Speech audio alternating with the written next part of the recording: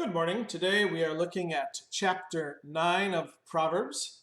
And after chapter 9, we begin what you probably more classically think of Proverbs. So this is the closing of the books, of the sections which look at wisdom and at the adulteress. Wisdom being personified, but being the wisdom of God. The fear of the God is the beginning of all wisdom. And being those things which God has set down from creation as being good, as being a proper way to live, where the adulteress seeks after only the interests of herself. So let's look at chapter 9, and it starts by talking about wisdom. Wisdom has built her house. She has hewn out its 7 pillars. Now, before we were told that there are 7 things that God hates, here wisdom has 7 pillars, as in the days of creation. 6 days God created the world, and on the 7th he rested. So God in his creation has built his house. So from the very beginning, God has made a place where we can dwell with him, where we can rest, where it's safe, where it's comfortable, where all good things are. And he has done that foundationally through the way he created the world. 2. She has prepared her meat and mixed her wine. She has also set her table. So everything's ready for a banquet. Everything's ready for a feast in this great house that God created, according to the design he has made. And those who enter into this great house, who come in to his design, are going to be feted. It's going to be a mighty and wonderful thing. 3. She has sent out her maids, and she calls from the highest point of the city. She's not satisfied with waiting. She's going out to get us, right? Save the date. We've got a wedding. Come into my wedding. It is my wedding feast. It'll be a beautiful, wonderful thing. Now 4. Let all who are simple come in here, she says to those who lack judgment. Come, eat my food and drink the wine I have mixed. Leave your simple ways and you will live. Walk in the ways of understanding. All of us are simple before God. There is no wisdom when we compare it to God's wisdom.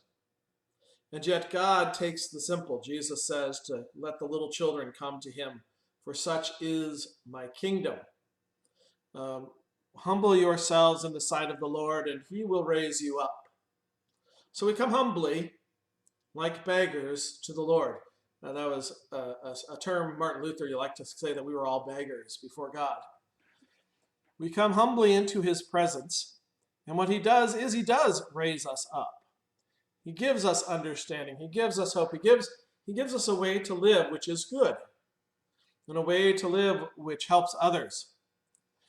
And so we leave the thoughts of our minds and our desires and our designs, and we accept the wisdom that God gives. And he gives it very easily. It's very, here it's very pleasant. It's a beautiful meal. Now, sometimes our self wants to reject it because we want to put ourselves at the center of the world and the center of the picture. But if you come and you eat and you dwell in wisdom, you dwell in God's word, then you start walking in a good way. So now we go to 7. Whoever corrects a mocker invites insult. Whoever rebukes a wicked man incurs abuse. Do not rebuke a mocker, or he will hate you. Rebuke a wise man, and he will love you. Instruct a wise man, and he will be wiser still. Teach a righteous man, and he will add to his learning. I'll use my son Seth. He doesn't like to be corrected. He's 6, but thinks he knows everything. And this is what the mockers are, right? It is those who are not humble. It is those who think that their own ways, their own knowledge, their own designs are better.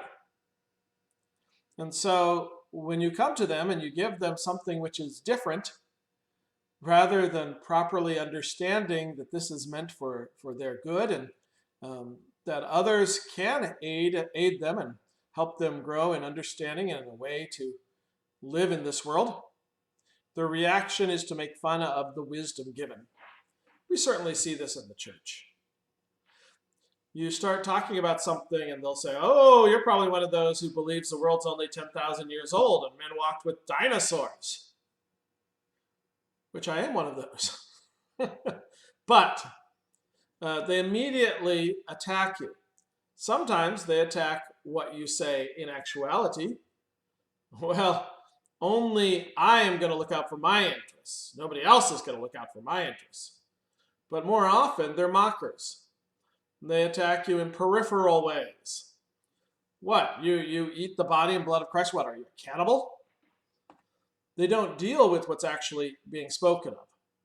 So you come and you say, look, God created a lifestyle of male and female getting married, being together until death do they part, and then raising children, if that's the blessing he gives, so that they have a household. And that this lifestyle will be good for the family, good for society, good for everyone. And then the mockers come. They don't want to hear this. But what about other forms of love? What about all love is love? Or, it's not natural for a man just to have one woman. Are you implying he'll be with one woman for his whole life? And you can go on. You know these things. We grew apart. So the mocker, and then you come and you say, look, the lifestyle you're living, this one where you're doing these serial monogamy, where you're running through people and you seem to have this great high and then you have this big low and then you break apart, and this isn't good. And they mock you. They don't want to hear the wisdom of God. They don't want to go into that place that he has prepared. And because of it, their lives are not good, right?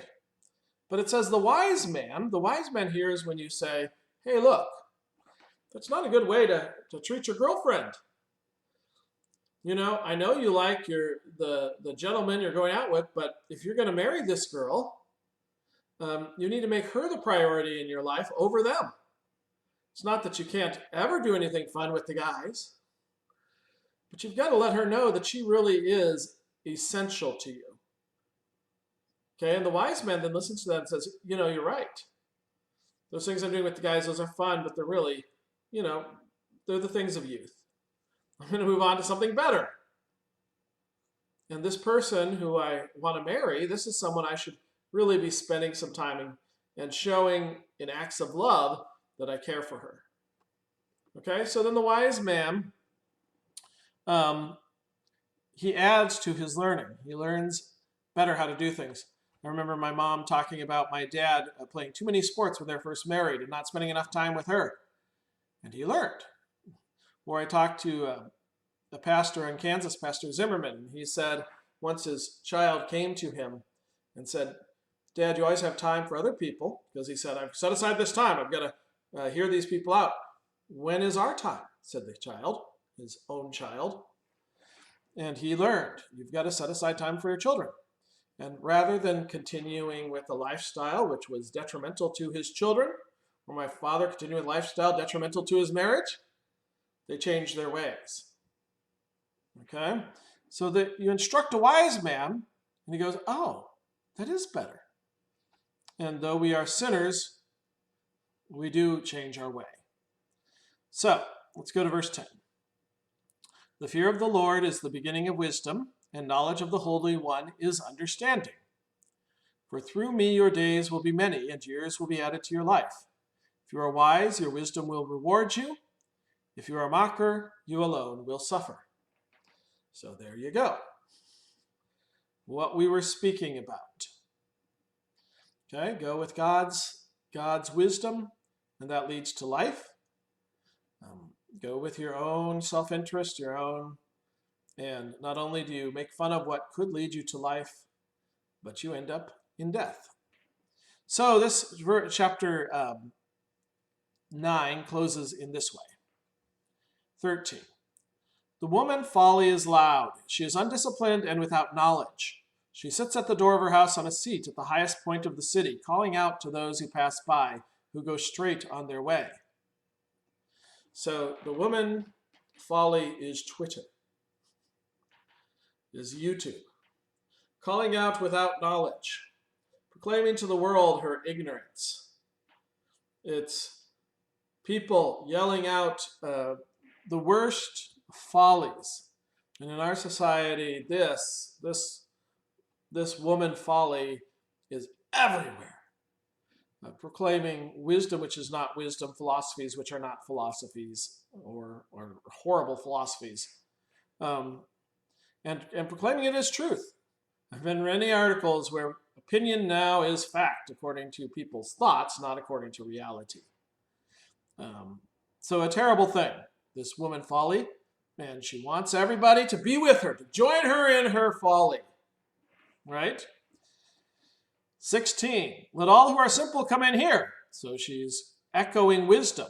She says to those who lack judgment, those who can't discern the wise from the foolish, stolen water is sweet. Instead of wine, she has water, and it's stolen. Food eaten in secret is delicious. Not the great feast that wisdom puts out for everyone to see. Oh no, the secret acts of folly have to be hidden away, because if anyone saw them, they would speak against them. And here's why. 18, but little do they know that the dead are there, that her guests are in the depths of the grave. When you go to folly instead of wisdom, you join Satan's kingdom, and you end up in hell. Next time, chapter 10, it's the more classically, Proverbs that look more classically like Proverbs.